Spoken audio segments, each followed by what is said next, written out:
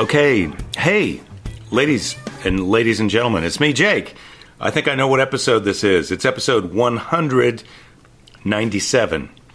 So, how about that? That's nice. That's nice. And I'm here with my guest, my traveling partner on this southern tour, which you've missed, which I told you about many times, but it's not completely over. I've still got Nashville tomorrow night, but by this time might be too late for that. But it's Wednesday, February. Oh wait, I should turn on some music to play the underneath. Yeah. Hey, ladies and gentlemen, Thursday, March 16th. I'm going to be in Nashville at Zany's. Okay, so now you know that. And then, if you would like, I'm going to be in Lincoln City, Oregon on the first weekend in April 8th. I'm going to be down in Boca Raton. I got to put those dates on my website, jakethis.com, so you can check those out if you want to come and see me live, which is what I hope will happen. And I've had some great times at these shows during this southern tour. I've been in Denver, I've been in Minneapolis, I've been in, I didn't make Charlotte. We had to cancel that because of weather, this whole blizzard situation. So apologies to my Charlotte fans who bought tickets, and I couldn't do that show because I couldn't get into town because of the blizzard. And the next night, though, I was in Atlanta and then Birmingham. Tonight we did Huntsville. It's been a pretty fun trip, and I'm traveling with my good friend Geoff Tate, who has been on the podcast before. I can't remember what episode that is. Do you remember, Jeff? I don't remember. I don't know if I was on yours. I think you were on mine. Really? I just did yours? I did the Cheers podcast? Yeah. Oh, well, it's good to be here. Yeah. With you on my podcast. No, thanks for having me on yours. And this is the... you were a get for me, and to get you on my podcast, that's a get. And to get me on your podcast you're just like doing me a favor. I don't know about that. Oh, I do. I don't know about that. I think you're being hard on yourself. That's what we do, right? Like that's how yeah. That's how I'm funny. Low self-esteem. If it wasn't for that, I would never get laid. If it wasn't for low self-esteem. In fact, I'm ready to admit right now, because I've had 2 drinks after this show, that my wife may have made a mistake. She's good, but it's too late. I've already got a kid with her, and I've locked her in. That is too late. Yeah, I've done it. She's from New Zealand. This current administration, she would have to leave the country probably. She's locked in. You have her. This is all written in pen. No, she's not one of the terrorists. She's not on a watch list. She's on my watch list. No, I don't think she's on a watch list. She's from somewhere else. Well, she's an American citizen now. Okay. Double check. Can I see your ID? Yeah. Now that I'm thinking about it. I don't know where it is. No, that's okay. That was actually a joke. So we've had a fun little tour so far. We've got one night. We're driving tomorrow morning. We're going to wake up in Huntsville after a great show tonight. It was really fun in Huntsville tonight. Yeah. It's not rocket science, but the audience is rocket scientists here in Huntsville. And some of them. Yeah, not all of them.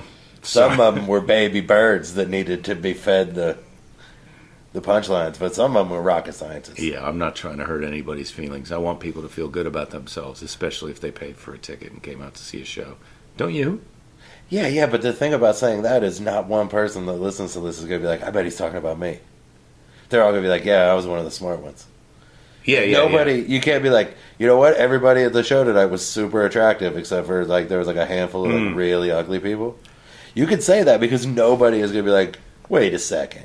I think you're right. Yeah. So everybody, you're the smart ones. Obviously, we're not talking about you. Yeah. The dummies don't listen to this podcast. There's too many buttons to click between looking at your phone and getting this to play. There's like 2 or 3 things you have to touch. It may be harder to listen to this than it is to record it. It is definitely for me. I've had to do nothing. No, I've had to explain to so many people how to download a podcast to have them say, look, it's not worth my time. I can't do that. So congratulations. High five yourself if you're even this far down the road, because you may already be a rocket scientist. Anyway, I didn't know that Huntsville, I thought it was always NASA in Florida, right? And then Houston. Yeah. Everybody knows about Mission Control. But a lot of the space program is centered right here out of Huntsville. I had no idea. Yeah, I didn't know that either. There's a space in. I knew that there was a space and rocketry museum here because I had been there as a kid. Because I grew up, we lived in Nashville for a little while when I was a kid. So I'd been to this museum twice as a child and a young adult. And now I'm looking forward to tomorrow morning. We're going to be going to the Huntsville Space and Rocketry Museum, and then we're going to be talking about it afterwards on your podcast, which is called. It's now called Geoff Tate's Mash Podcasto. I apologize for the name. Geoff Tate's Mash Podcasto, and is that how you search on iTunes for it? You would just type in Geoff Tate; it'll come up. Yeah, and good luck with that because it's Geoff. And there may be some people out there who don't even know that that's an alternative spelling for Jeff. No. And even when they do find out, they still refuse to believe it for a little while. It takes a while. It's true. It's not some made-up thing that you I can show you my ID. No, you can show me. Back to that. No, I want to... Believe me, I'm going to check all your papers before this is over. But Geoff Tate. Yeah, it was called Afternoon. When you did it, it was called Afternoon Everybody, because I was trying to make a podcast only about Cheers. And then that became... Why couldn't you still call it Afternoon Everybody when you changed the kind because of... I started making a lot of different types of podcasts, where with different like themes and formats and whatever, and I was putting them all under the same... So now do you have a lot of different podcasts with different names?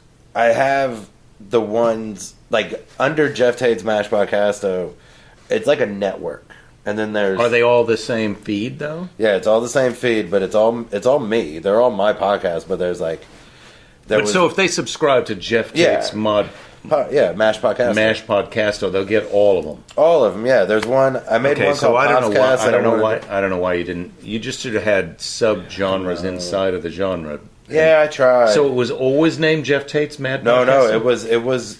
When it first started, it was only Afternoon Everybody and only about Cheers as much as it could be.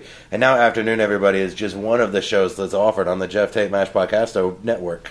If I understood what you were talking about, I would feel like I could help explain it to the people who are listening now. But instead, since I don't, I just have to apologize to everyone listening and to say, if you'd like to hear us talk about our post-Rocket Museum conversation... Go to Geoff Tate's Mass Podcasto, and best of luck. But right now, we'll tweet it out. There'll be links you can click. It's not. You're making it complicated though, because it does. It is.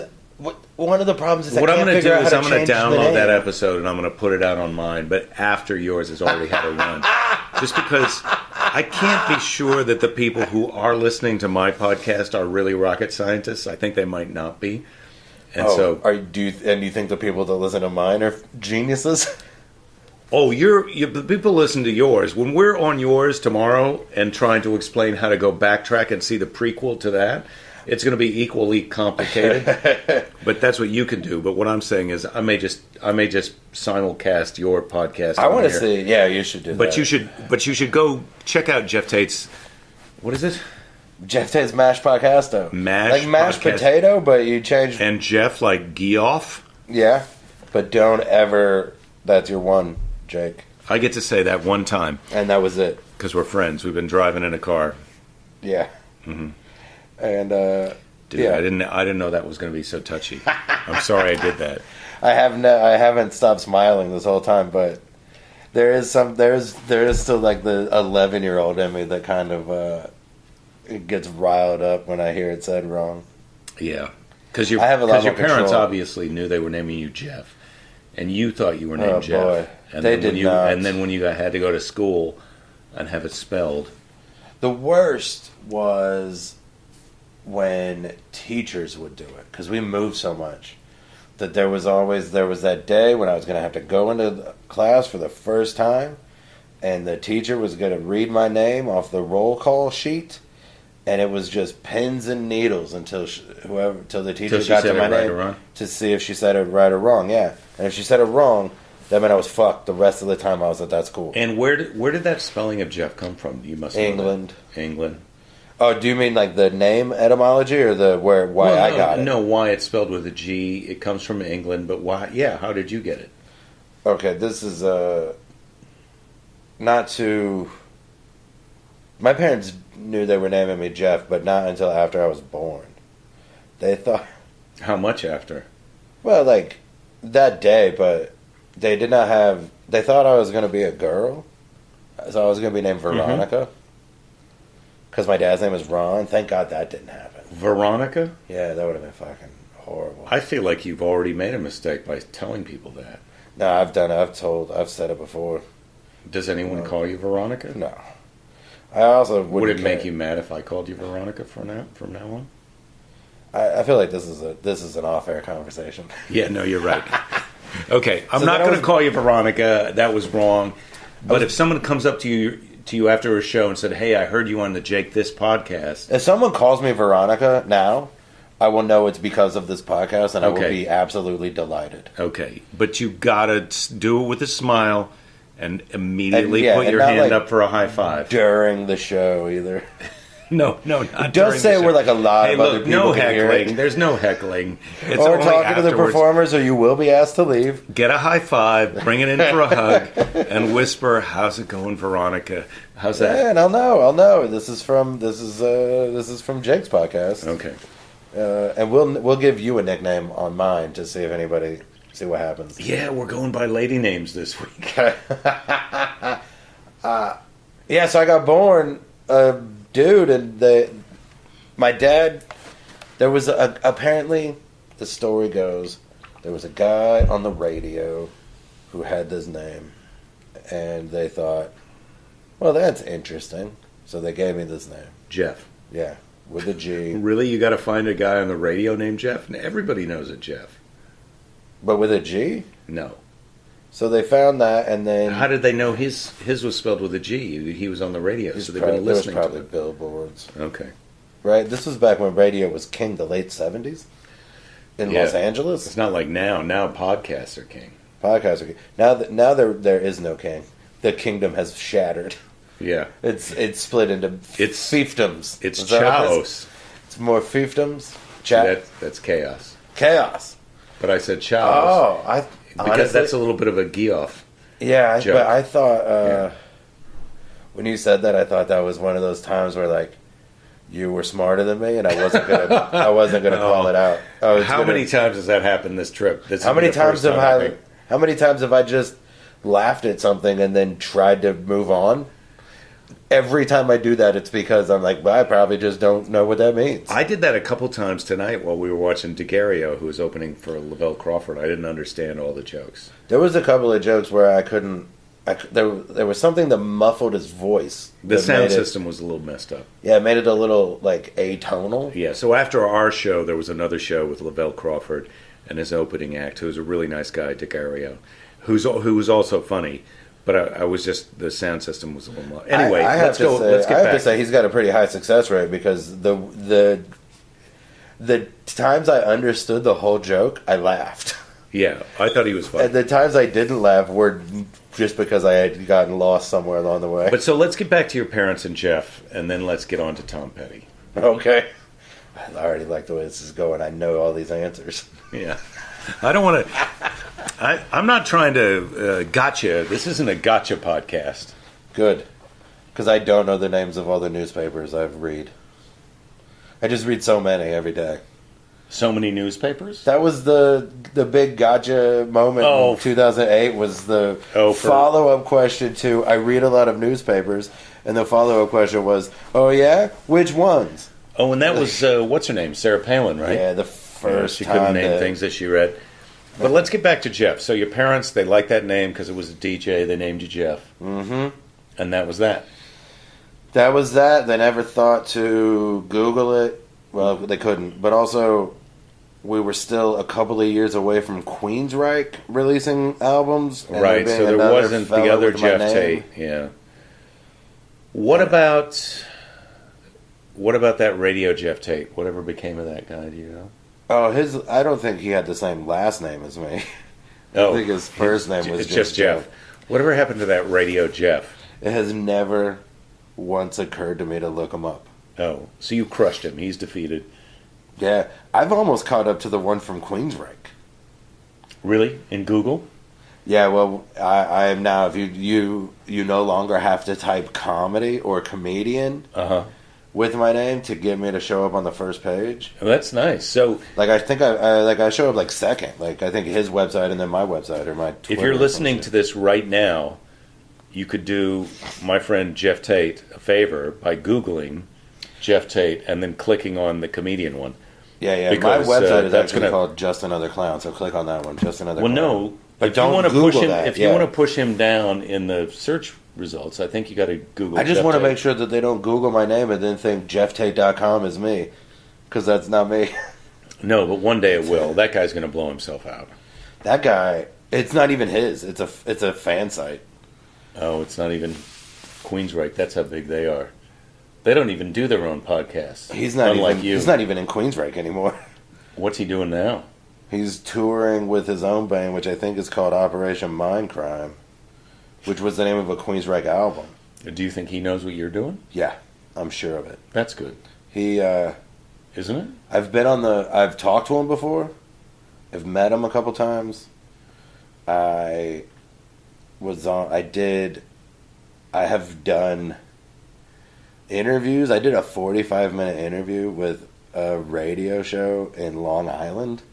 Some dude hosted a metal show in Long Island, and he sent me a Facebook message and was like, right after the band broke up and there was all that. Because he thought you were the he other thought I Geoff was Tate? him, yeah. And that happens. That happens a lot. It used to happen on MySpace all the time. Then it hasn't happened in the last couple of years, and I think that. But I would like to hear Geoff Tate versus Geoff Tate on some of the political issues of the day. Oh boy, this guy, he drives me crazy because his name is spelled like mine, Geoff, but his first name is Jeffrey with a J, Jeffrey. He doesn't even have to have the Geoff part. I have to have it. You have to have it because it's on your birth certificate. My name is, and I could switch it to Jeff when I first did. Don't do that. Like when I did comedy, when I did Live at Gotham or something. Dave Rath. Comedy manager. Yeah, comedy manager Dave Rath. Guy who supposedly knows what he's doing. Yeah. Well, he for sure does, and he's probably not wrong either. Because back then, it probably would have benefited me to change It's spelled Deove, isn't it, Dave? Yeah. Deove. Yeah, just like Jeff. Like he understands the pitfalls of having a difficult name to spell. And he wasn't wrong. It is spelled Warath, isn't it? It's not. He was probably right. It would have been easier, and that was like 2008. Mm-hmm. But I just felt like it was such a betrayal of because your parents and yourself, not that, and your identity. I felt like if I was going to be a comedian, the reason I'm a comedian, one of the main reasons, is because of this name. I think this name had a lot to. Really? Yeah, having to go, moving all the time and having to walk. So your parents did you a favor? No, because who wants to do this? Really? No, yeah, I know. I'm loving it. Are you saying? What are you talking about? This has been a totally fun couple of days. Yeah, but Jake, I've been doing comedy for 15 years. Right, so it's a few days out of 15 years. Couple days. We've had a great. Every time I see you, I have a great day. So I have had, 14 great days? Well, look, that are Jake Johannsen related. For you, that's sad, but for me, that's a huge compliment. So thank you. Well, you're welcome. Those, don't get a big head. Those aren't the only good days I've had. But I've had plenty. I've had my share of comeuppance. I feel like I'm trying to have a good time and create a good time, and no, I'm way better at it. And that's what the shows are about. I'm way better at it now than I was even a couple of years ago. Being positive and seeing the positive side of it, but yeah, there are times when, I wanted to be a pilot when I was in high school. Like what kind of pilot? I wanted to be an Air Force pilot because it was the closest thing to being. It was like the real life version of being in Star Wars. Dude, we're going to the Huntsville Astronaut Museum tomorrow. And but I feel like if my name was spelled with be careful. If my name was spelled with a J, I feel like I might have been a pilot. I might have been. Like I think that you just develop different skills. GHIJ. So you were 3 letters away from being a pilot. Yeah. And an O. And who knows? I mean, maybe if I'm a pilot, I get to meet Sinbad. But for sure, as a comedian, I did. Is that one of the highlights of your career? Is getting to meet Sinbad? I know you like him. I like Sinbad. Yeah. Well, I have respect for Sinbad. There's honest to God, House Guest is one of the movies I've seen the most. Like if I was going to make a list of the 10 movies. Had you seen that before you met Sinbad? So yeah, so many times I saw it before I met Sinbad. I've probably seen that movie 100 times. I've seen the beginning. 100 times. Who else is in House Guest besides Sinbad? Phil Hartman. Oh, great! Phil Hartman is great. It's the zaniest dude up against the driest straight man. Who knows what would have happened if his wife had not killed him? Fucking sad. And I don't like to curse. Well, I do. I should take that back. I do enjoy cursing. I don't like to curse when it's appropriate. Mm-hmm. And when you talk about Phil Hartman dying being fucking sad, that is appropriate. So I don't care for that cursing. Yeah. I like it when it's just cavalier. So funny. So House Guest still stands up. Still stands up. I don't know if it does to everybody. After hundreds of viewings, you like it. I watched it again a couple months ago. It makes me laugh. It just... Mm-hmm. It's just... The way Sinbad's funny is a good way to be funny, I think, to me. He knows what you want him to say. Boy, does he. Like, there are people that you meet. I mean, I'm sure it's happened to you. You've met... Like in your career, you've met a lot of people that you wanted to meet, probably. Yes. Or a lot of people that you looked up to. Mm-hmm. You've probably met people you were apprehensive to meet because you weren't. And I'm sure that it's gone both ways. Where Sinbad is very nice. Every time I've run into Sinbad, he has been very nice. And you had a very positive experience meeting Sinbad. I don't think I've ever met anybody as good at being what you wanted them, what I wanted them. Like Sinbad is really, I feel like really like you have to say present company excluded. Present company because excluded. I feel like I'm doing a pretty good job. No, you listen. You're okay. Hey, I feel like there's no way. I meant that as a joke, but I don't. No, I know, but I want to. Like I do think it will be helpful to explain what I mean. When I met you, you were how I thought you'd be from the way I saw you on TV. Right, but you hadn't seen the thing that I had done 100 times the way you had Sinbad. Sinbad didn't... The way Sinbad is on his stand-up specials and... Tell the story you told the other night. When you stayed over, you were on a comedy festival, you knew that Sinbad was on the same festival doing a show. The day after everybody left. Everybody left. You requested to stay an extra day. You asked the festival organizers if they could get you a hotel room. You would pay for a ticket. They comped all that stuff. So you go to the show. You go to the show. Then what happens? The lady that got me the ticket took me in the back to meet him like an hour before the show, and he saw my badge that I was a comedian, and I was the only other because it was Michael Moore's festival, and Michael Moore was going to introduce him. Like so, there wasn't even like a host. Uh-huh. It was like Michael just went out, talked for a minute to the people. Like thanking them for a good festival again. Another year of a great festival. Here's our big, the closing act, Sinbad. And so for an hour, we're in the back. He's meeting. Before the show. Now we're rewind before the show. Yeah. He's lined up. They have all like the big hoity-toity festival sponsors, the fancy, rich folks. Uh-huh. And he is just killing. Like he's a politician. He's talking to everybody, making friends. Yeah, it's kind of like the way people describe when they would meet Bill Clinton, when they're like, "Oh, you just know like this guy's charismatic. He always he looks you in the eye. Yeah. He seems like he's talking." So to you were in line to meet Sinbad. I wasn't in line. As soon as he's it was almost like all of a sudden he's doing a show for the sponsors in the back, just shaking hands or whatever. And as soon as he sees me on the side, sees that I'm a comic, and then now I'm next to him, like I'm his running mate. I am not part of the crowd now. I'm part of the he was like, oh, now there's two comedians. Yeah. And That's pretty nice. That's a really nice story. Anybody who wants to say something bad about Sinbad should listen to that story and check themselves, because that is a quality person. Nobody say anything about Sinbad. I'll fight you. I love Sinbad so much.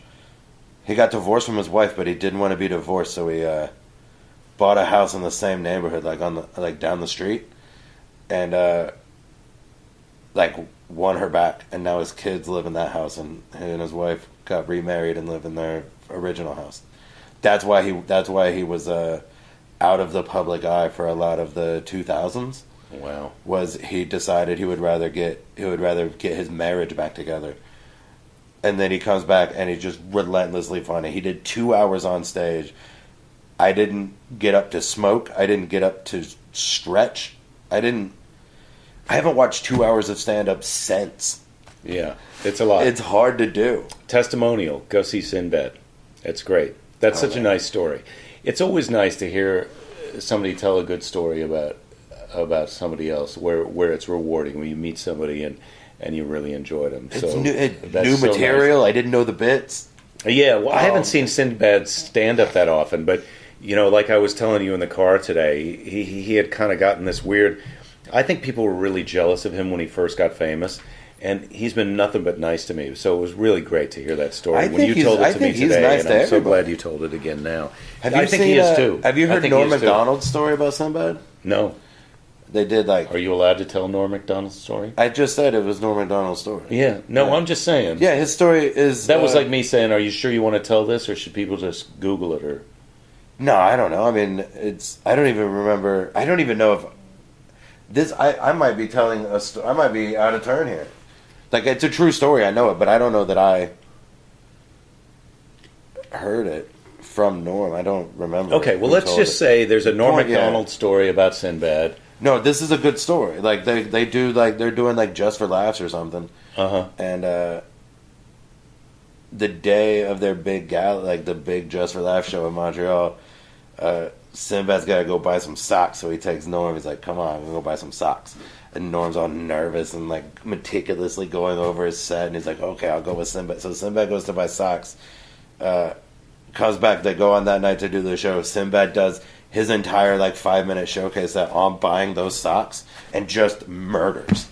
And Norm's in the bed. He spent all day just gut wrenched trying to meticulously piece this together. And Sinbad's like, that was fun enough, getting socks. Yeah, he's natural. Sinbad's natural.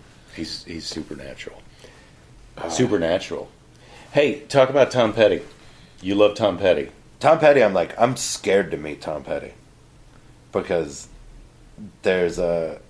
They say never meet your heroes. I've had good luck so far, and one of my heroes was Mark Maron. And he made the first 2 years of his podcast was him just apologizing to people that he met who he was their hero.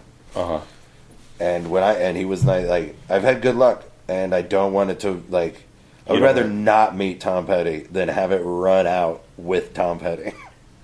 To have him be the one that's... I would love it if you met Tom Petty, because you... I know he's got super fans. I know he's a super famous musician. I don't want to take anything away from him. But he has never been... I never met anybody who loved Tom Petty the way you do. No, I haven't either. Talk about it. How'd you first get into it? I was in high school and I heard Mary Jane's Last Dance. And it was immediately better than all of the Christian rock and roll I had been previously allowed to listen to. Because your dad's a minister. Because my dad's a minister, yeah. And I heard Mary Jane's Last Dance and decided, I was really into that song, and so I got the Wildflowers album and the Greatest Hits and whatever. But I had never listened to rock and roll at all. So I knew better than to be well, this one's going to be my favorite, the first one I ever heard.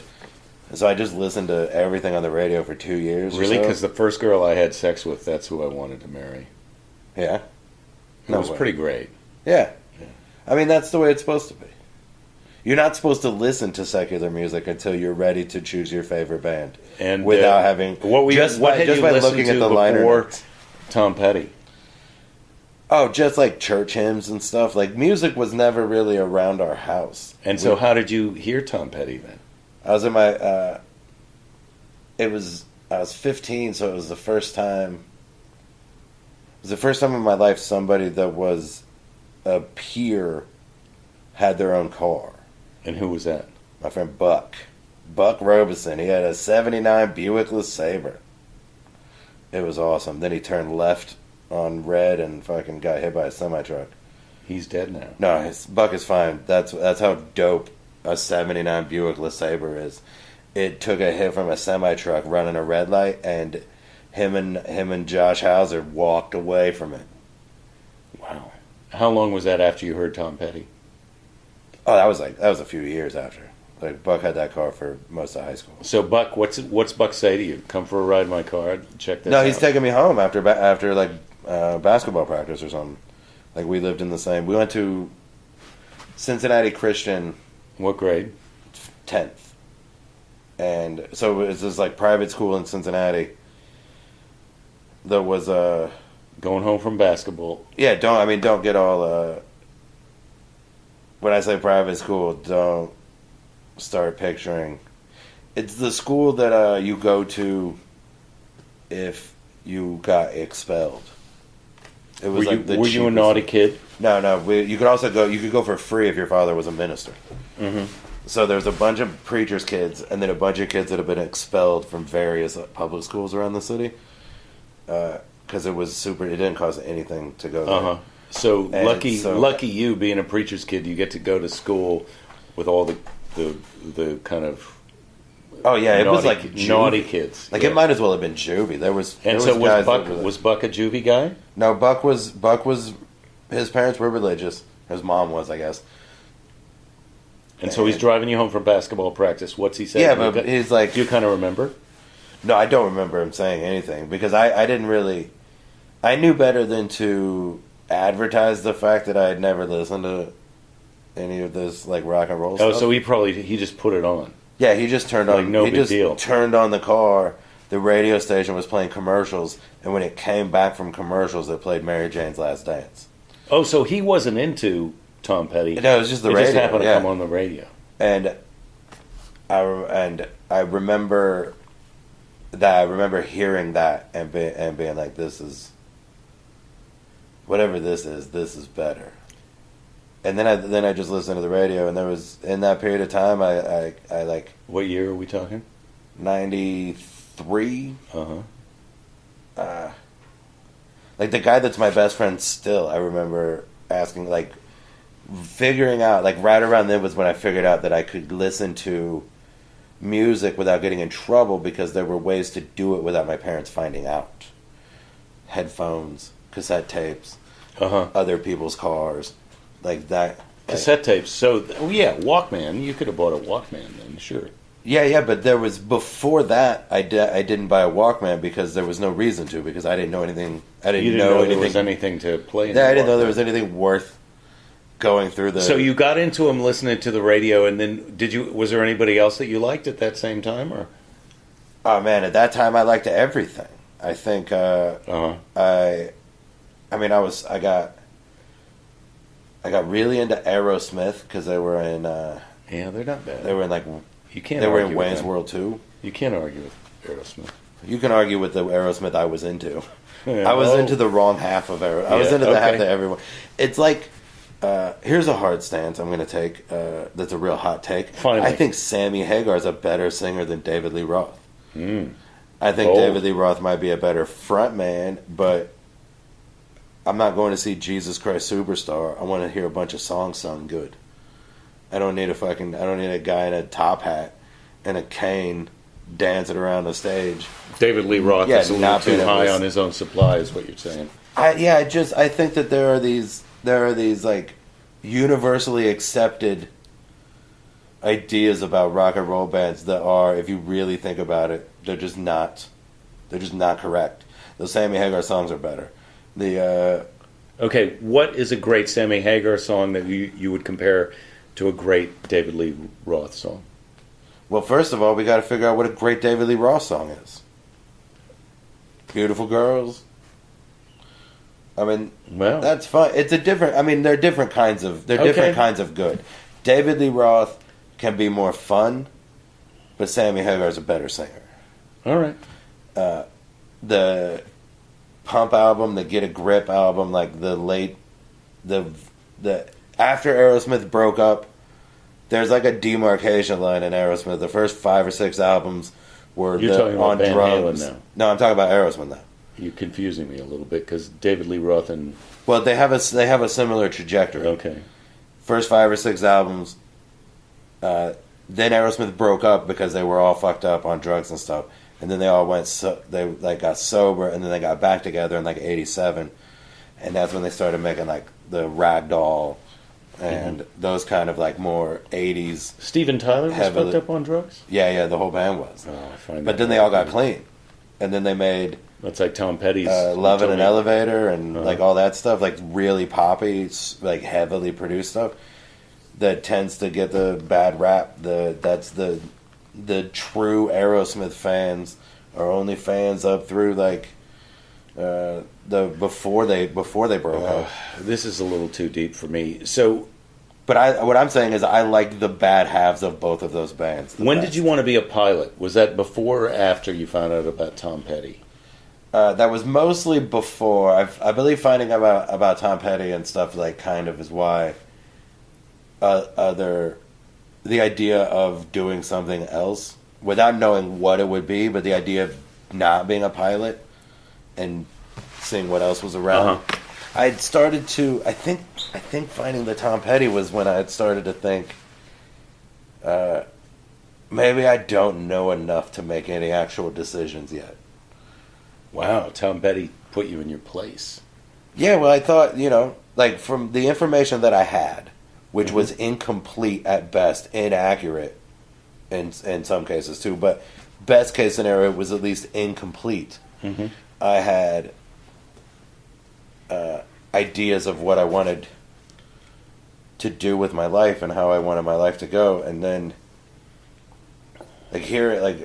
all of a sudden hearing Tom Petty is like, wait a second, they told me that there wasn't anything good over here. And then what happened after that? How did your life change? What did you decide you wanted to do after Tom Petty? I mean, I was still gonna go to college and stuff, but I ended up not even doing that. You didn't go to college? Not really. I think I have enough. I tried to add this up a couple weeks ago. Somebody else asked me the same question a couple weeks ago. I think I have almost enough credits to be a sophomore. Like I've almost done. From where? From Sinclair Community College in Dayton. I got a couple credits, and then Raymond Walters, which is UC Blue Ash is what it's called now, I guess. University of Cincinnati in Blue Ash. I did 2 full. I think I got like 30 credit hours from there. And then did you bailed out of college and went? Is that when you started to do comedy? I started doing stand up when I was a few months after I started going to college full time. I think I was 23 or something, and then I kept going to college and kept doing open mics and stuff, and then kind of figured that like I liked this better. Yeah. Than that. I mean, I was going to be a journalist. That's what I was majoring in. So. I was doing that too for a little while in college. Yeah, but now it turns out you don't need a degree to be a journalist. You don't. Yeah, I don't think you need a degree to do anything anymore. But maybe Huntsville. Huntsville. If you want to be planning rockets to go into space. So, how long have you been doing stand up now? I think it's 15 years. And what advice would you give a young person who had grown up in a religious environment and was just hearing their version of Tom Petty for the first time and trying to decide how to change their life? There's no way to nutshell it. Like, this is a years long. Like, in that situation, you got a years long. But to talk to somebody who's just kind of had their mind blown and had, the world is flipped and opened up for them. Because that's what it seems like you were saying happened to you. Is that yeah. I would say if that happens, that means that you need to go out and find what you've missed. Find what you've missed. I don't know exactly what that is. I wouldn't know. Well, talk about it for yourself. What else did you find that you'd missed besides popular music and Tom Petty? I mean, everything. I miss so much. My two favorite things are Tom Petty and the movies. And I wasn't allowed to see any movies really. Nothing that was rated R. And man, no, there's nothing better than a rated R movie. Really? Nothing's better than that. That's awesome. I mean, as far as movies go, if it's a comedy and it's rated R, especially like the time period that I'm talking about. Yeah, R. You could be swearing. You could really do some naughty stuff. There was much more of a clear line than now. Now I can't always tell what's rated R and what's rated PG. Can you? I can't. No, because it's all like PG-13 now just means the person was horribly murdered just off screen. Oh. Or was horribly murdered on screen, but all the blood and whatever that would have happened from it happened off screen. But back then, what did R mean to you when you say that? Oh, it would just be like Kingpin was rated R. Like that movie is just hilarious. Yeah. And it's like every comedy, there's very rarely is there a comedy that doesn't have like one thing I don't like. Dumb and Dumber has that scene where Jeff Daniels has to use the restroom. I would have laughed just as hard at that movie without that scene. And there's the thing with the landlady and Kingpin is disgusting. Is that the one where he says, "I think I tore my sack"? That's that movie, yeah, but that's a different. That's not in that scene. Oh my God. That's a different scene.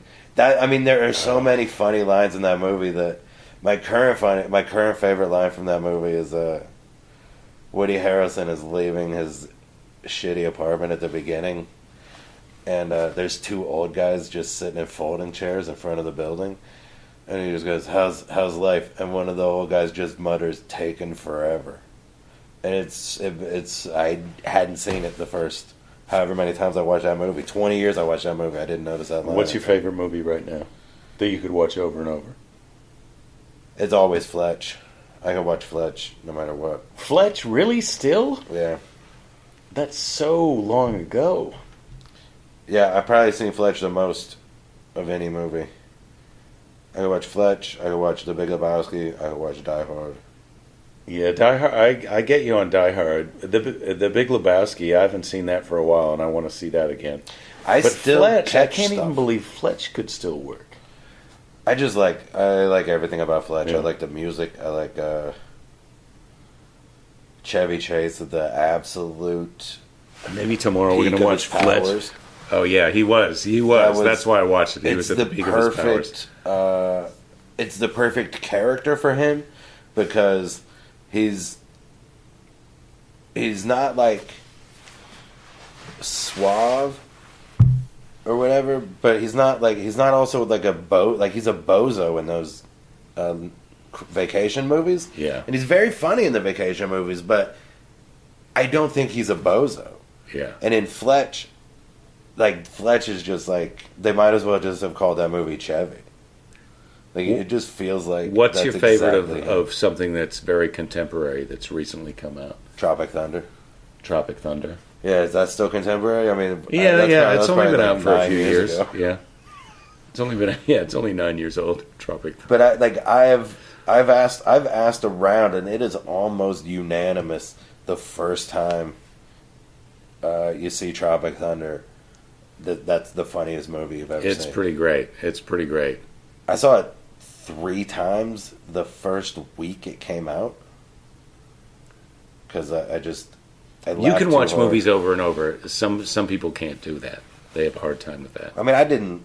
The third time made it, so I didn't watch it again for a little while. But I'll watch it now It's like when I say I watch a movie over and over, I can't fall asleep unless something's playing. How long between showings? Like if you watched Tropic Thunder last night, would you watch it again tonight?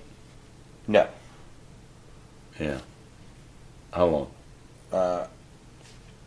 I could probably watch it 3 times a year. Oh, 3 times a year. Okay. Like you put it in, maybe watch it, fall asleep, maybe the next day skip ahead to where I fell asleep, watch another 20, 30 minutes, fall asleep again. Well, let's talk about what we're going to do tomorrow, because we're kind of coming into the home stretch of this podcast. We're going to be doing your podcast tomorrow, which is, say it? Geoff Tate's MASH Podcasto. Geoff Tate's MASH Podcasto. We're going to do that tomorrow after we've been to the Huntsville Space and Rocketry Museum and driven to Nashville, and hot chicken. We're having hot chicken. And you say, when you go to Nashville and you have hot chicken, what's the famous place? The famous place is Prince's. But we're not doing that. We're not going to Prince's. We're going to Hattie B's. Hattie B's. All right. I've been to both. Hattie B's is... Hattie P's or B's? B's with a B, like a boy. Mm-hmm. Hattie B is in boy. Mm-hmm. I just like that. I like that chicken better. The Prince's is so hot. All right. So we're going to have Hattie B's hot chicken tomorrow. We're looking forward to going to the Rocketry Museum because we're going to go to the Goo Goo Cluster. Are we going to go to it? We're going to buy one. We're going to eat a Goo Goo. Is there There's a store? There's a Goo Goo Cluster. Yeah, Goo Goo Cluster like store where you can watch them being made too. Okay, I'm in for that. I'm going to buy a bunch of those. It's my dad's favorite candy, so I like to buy a bunch and eat them in front of him. Show him who the dad is now. You're a little bit tough on your dad. I think you're going to give him a Goo Goo Cluster. I'll probably give him a whole box of them, and then 3 days later, I'll be like, "Here, you should use your walker wheels to get in the bank," and then he'll be like, "You never do anything for me."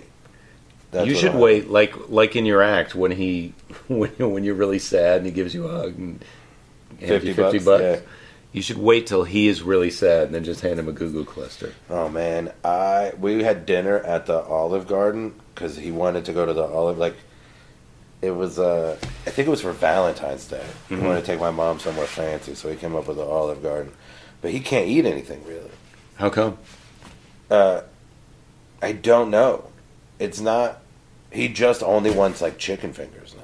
Oh, he only likes chicken fingers. He can eat other things. Yeah, he can eat other stuff. It's not like he has diabetes or something where he's not allowed certain items. No. He's allowed to. It's inconsistent what he likes and doesn't like now, and it doesn't match up with what he used to like and not like, so he doesn't really know yet. Uh-huh. And just because the last time he went to the Olive Garden 10 years ago, he liked it, that for sure doesn't mean he's going to still like it. Because 10 years ago, we would go to... But so you went there, and then what happened? I went to Chick-fil-A on my way and met him there and bought a 12-pack of chicken nuggets. As soon as you bought the chicken nuggets at Chick-fil-A? Yeah, and then I took the box in my jacket pocket, and as soon as he realized he didn't like spaghetti and meatballs, I gave him chicken fingers like a baby. He's like a kid. Yeah. He's like a little kid. He doesn't know what he likes. He's like a little kid, except a little kid. I don't know exactly what the difference is, but the little kid. I think it's a little easier to. I think it's a little. I honestly think it's easier to reason with a kid. Mm-hmm. I don't have one, so I understand your skepticism. But in my experience with other people's kids, and it might just be because they're other people's kids, but it is easier to convince a kid that what I'm saying is not to fuck their life up, but because it's in their best interest, than it is. And he's with his wife, your mom. Yeah. Does she go to Olive Garden with you? Yeah. It was she liked it. I mean, we'll do that because So he didn't like it, and then you got to give him chicken fingers while you and your mom eat your Olive Garden. Yeah, and my brother was there too. Yeah, my dad thinks my brother. There are times when he thinks my brother is the only one in the family that likes him, because he's not my brother never tells him that he can't do something, and he thinks that me and my mom are just out to fucking ruin his life. What do you tell him that he can't do? I tell him And don't tell him that he can't do anything. I recommend that if you're going to walk he can't walk. Like his back is real fucked up, and that has been for a long time. And so now it's a combination of his back hurting and his legs are really, really weak. So he doesn't have the strength to walk. And when he does walk, it's real hunched over. So he just needs help walking, but he refuses to use his cane or his walker because he thinks it makes him look old. Or whatever. That is such a common thing. You know, people don't want to get hearing aids because they think it makes them look old. Or so that's advice that we can give ourselves. Like when you need the walker, use the walker. I don't think I would ever. I don't think I'm that vain. You don't? No, because if I can't walk, I'll use a cane. I have seen, but the main advice that I take from that is, when I'm at home, I do yoga. When I'm not on the road, I go do yoga. I work out. I get on the treadmill as much as I can. I want to hear about your yoga, but I have to use the. I'm going to pause, and we'll come right back. Okay, we're back. So, tell me about your yoga. Oh, I am really I haven't done it a lot, and I just started. These are. Wow, you were so bold out of the box with the yoga, and I just went to the bathroom. It took me no, I less don't. than a minute. It's not that I'm not bold about it. I just don't have anything to talk. I'm very bad at it, but I'm getting better, and it is. How did you? So, do you take a class, or do you have? Yeah. There's a class I joined the community gym in my neighborhood. The Cincinnati Recreation Center has a nice gym in my neighborhood, and they do yoga 3 times a week. And I get up there when I can and do what I can and try to keep up, and I get a little bit better. And all right, if I just keep, I treat it the same way, like I treat going to therapy and stuff. It's just like I do it, and I may not notice a difference between this week and next week, or between this week and 2 weeks from now, or maybe even who knows, 6 months maybe I'm still just as bad. But eventually, it's all about consistency. Yeah, if I just keep doing it, you got to keep doing it. I will get better at it, like anything else. I mean, that's the main advice for anything. Whenever anybody says, "How do you become a comedian?" I go, "Start doing comedy and then don't quit." Everything else is noise. Like, just do, as long as you do that, eventually you'll be a comedian, I guess. Like, just keep going. And so I'm going to do that so that I'm going to, instead of accepting that at some point I might have to use a walker, I'm going to do what I can now to not end up like that. But if you noticed that a walker was helping you, you would use it. Yeah, I would use it. Yeah. Okay. Because I don't have enough vanity to not do yoga, even though I'm bad at it. And he wouldn't do that. He wouldn't do his physical therapy after his back surgeries because he was bad at it. Mm-hmm. He would quit doing that. He didn't a lot of what is happening is based on this is a culmination of vanity. Is him not? This isn't the first. This is the first time I've seen him not do what he's supposed to do. It's interesting because to me of his vanity. Because he's a minister, yeah. So he was in a position of telling other people advice about how to live their life, and he could do that all day. But he's ignored some pretty basic advice. Boy! I mean, but he'll still tell you how to live. Well, doesn't he understand that he's disobeying some good advice right now? No, he doesn't understand that. Yeah, because that would I get I have empathy for him, and I know where it comes from, and I know it comes from from his parents and the time that he grew up in and whatever. But his only main concern is himself, and that is really even when he was a minister. Oh yeah. What was he concerned with?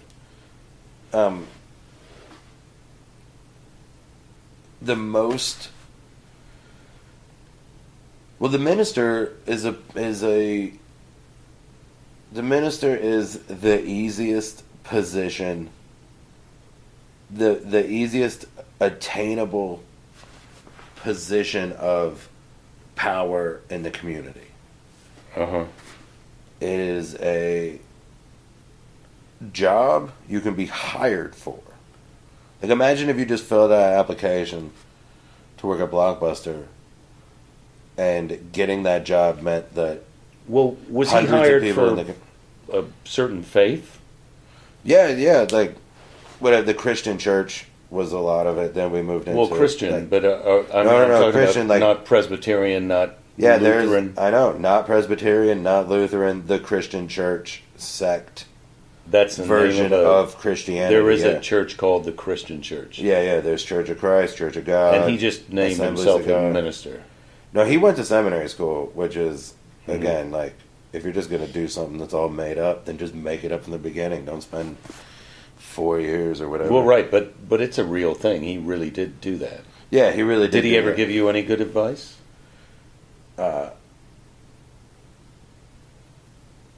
I mean, that sounds like a no. I mean, he didn't. There's nothing that I certainly don't have a. Well, my daddy always said, at hand. I got no. You were never in a situation where he offered some advice that turned out to be good. I'm trying to remember, and I'm afraid. Did he? I'm gonna say yes, because he must have, but you can't remember it. But I can't remember it. Can you remember any advice that he gave somebody else that really helped them out? No, I wouldn't have ever heard it, probably. Like, but he doesn't sit around and go, I remember this one time I was dealing with this person who. No, I don't remember any conversations like that. I don't know that he ever. What advice would you give him if you could give him advice? But the advice I would give him is, it doesn't make you weak to say, I don't know. That's good advice for everybody. Say it again. It doesn't make you weak. It's not a sign of weakness to say, I don't know. It's not a sign of ignorance to say, I don't know. To know that you don't know something is fine. That's it. It makes no difference one way or the other. To pretend you know something when you don't, that makes you a fool. That gets you in trouble. Yeah. So, I mean, and Christians do that a lot. They have a hard time saying, I don't know. At least the ones I grew up with. Mm-hmm. I got sent to the principal's office a handful of times for, like, what was deemed blasphemy, because I had expectations that the teacher would know the answer, and instead of saying I don't know, I got sent out of class, like out of Bible class. So I would ask our teacher a question about the Bible, and when she didn't know the answer, she would send me to the principal's office. Instead of saying I don't know.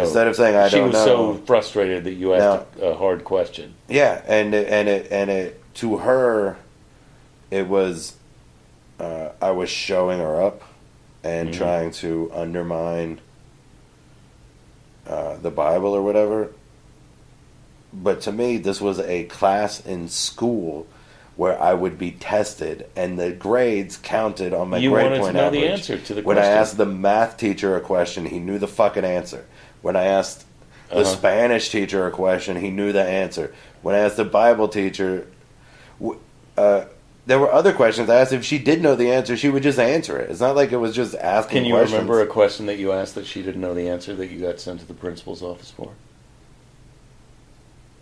Yeah, I remember.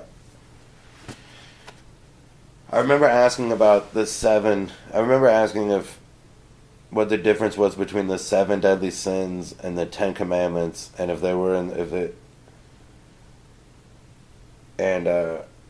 and why the 7 deadly sins. Because I was honestly curious why at the point in the book of Exodus, when the 10 commandments come up and the 7 deadly sins. Because I think she brought up the 7 deadly sins. we had already read enough chapters of the Bible to see God commit 4 or 5 of the 7 deadly sins. Wrath, jealousy, pride, like those things were all attributed to God. And I was just asking because I assumed that she knew the answer and that it had been reconciled in some way. So what was the question? What's the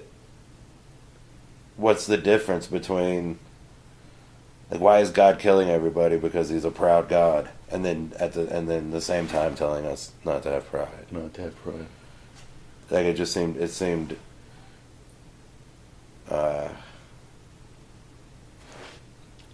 yeah, I get it. Yeah, it's a paradox. Yeah, so I got sent to the office. I was in the office for a couple hours. They called my dad over from the church. He came over and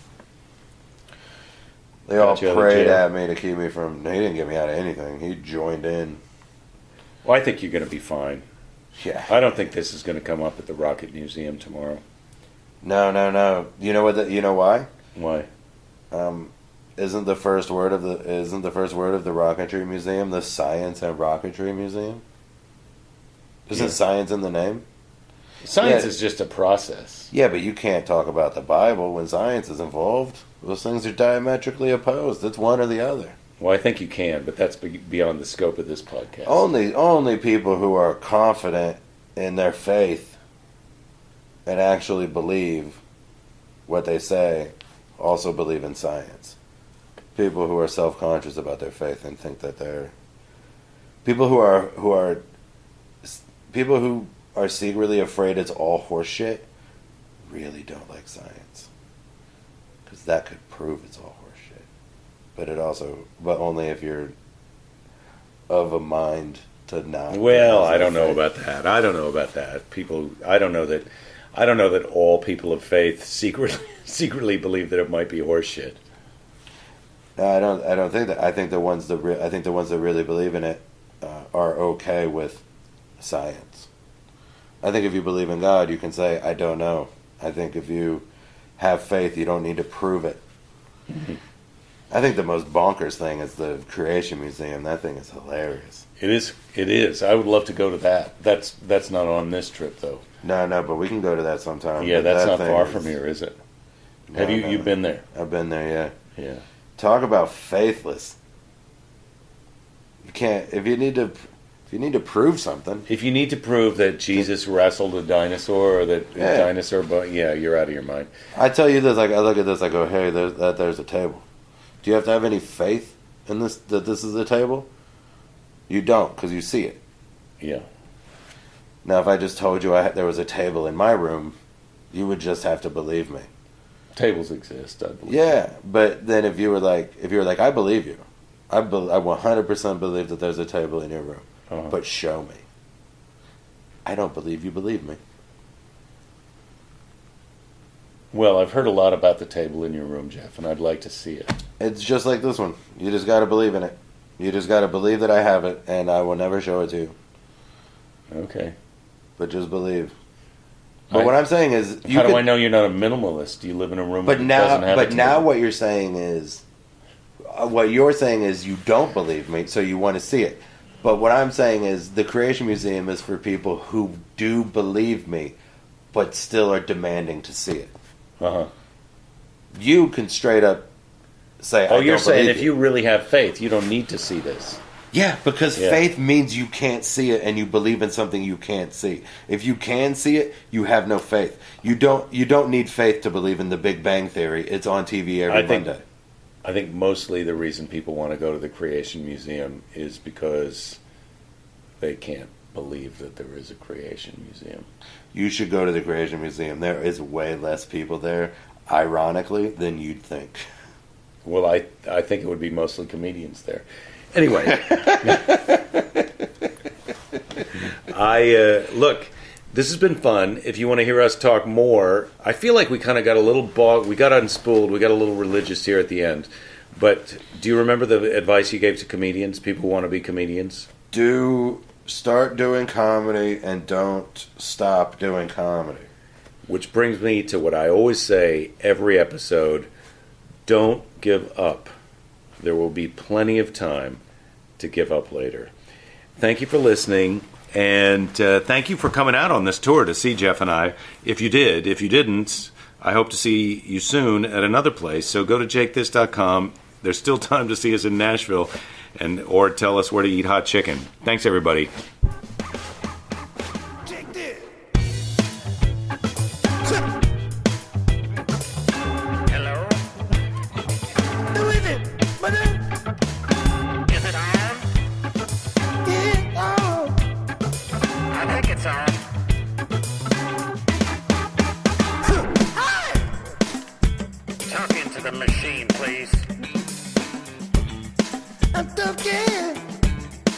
I can't hear you unless you talk into the machine. What?